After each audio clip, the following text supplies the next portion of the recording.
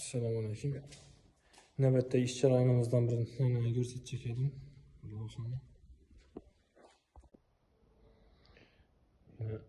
Teyini sloy kaldı. Teyini hem stekan taşımızda. Şişe tavat taşımız teyini.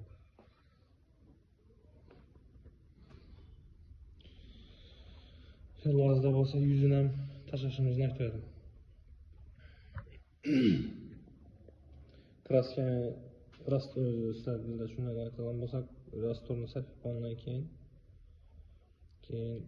yana bir kat uruladı. Bundan tashqari 2-3 kat urulandan keyin stekanot uruladi.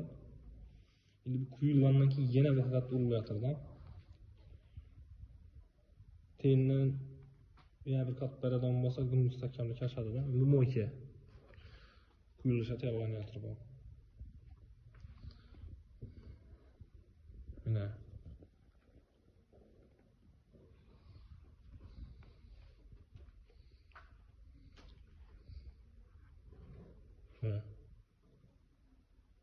döşelgan. Ozgina poyi qalınlığından yana urilib, yana üstü quyilib beriladi, yuzi beklanadi ish. Bu yer ham quyib berib hazarsa ketadigan zakaz. Xudo xolasa buni oq muramat tayyorlayapmiz. Ochgandan keyin klipni ertaga xudo xolasa ko'rsataman. Chiroyli chiqadi bu hojam. Inshaalloh.